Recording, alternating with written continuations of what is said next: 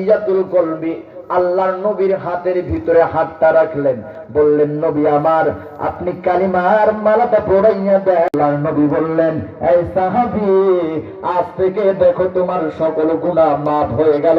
তুমি এতদিন তো ভিন্ন ধর্মী ছিলা, তুমি এতদিন তো অন্য ধর্মের পূজা করতা, কিন্তু আজ যখন আমার হাতের সাথে হাতটা মিলাইলা, আজ থেকে আল্লাহ তাআলা তোমার গুনাহগুলো মাফ করে দিয়া দিল।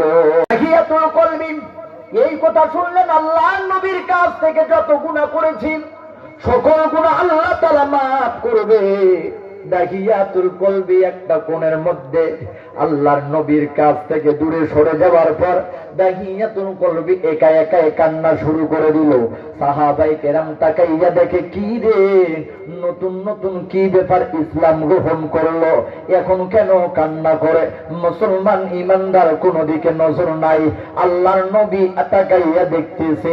আল্লাহর নবী দাহিয়াতুল কলবিকে বলে, কি রে দাহিয়াতুল কলবি, মনে হয় তোমার ওই ধর্মের প্রতি এখনো ভালোবাসা আছে, যার কারণে তুমি এখনো পর্যন্ত মহব্বত ছাড়তে পারো নাই, যার কারণে তুমি এখনো পর্যন্ত এই ধর্মের মহব্বতে কান্না করতেছো।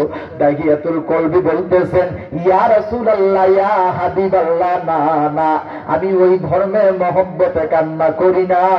নবী গো, আমার অন্তরের ভিতরে একটা যেন ধাক্কা লাইগা যায়। আপনি না বললেন সকল গুনাহ আমার আল্লাহ তাআলা মাফ করে দিয়েছে? নবী গো, মনে হয় একটা গুনাহ আমার আল্লাহ তাআলা মাফ করে দেয় না।